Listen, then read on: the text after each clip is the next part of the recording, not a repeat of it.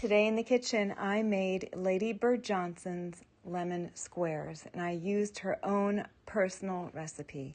You can find the recipe at thehistoricalhomemaker.com. The first thing I'm going to do is make the crust. In a medium bowl, add the flour. Add in the sugar and cubed unsalted butter. You're going to use a pastry cutter to cut the butter into the flour until the flour is coarse and crumbly.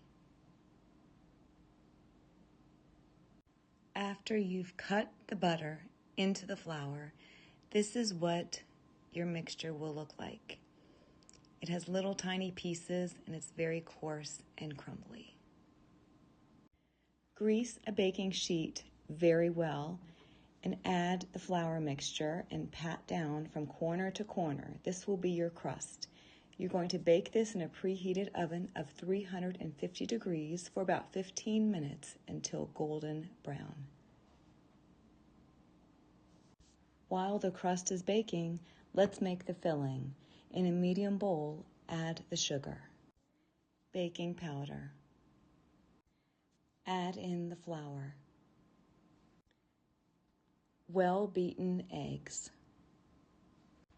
I'm going to use 2 lemons for fresh lemon juice and zest.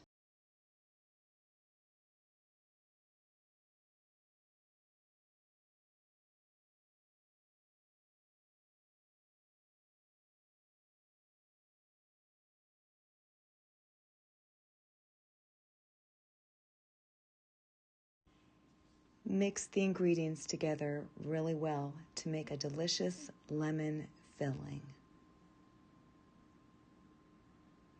The crust is fresh out of the oven and it's a golden brown.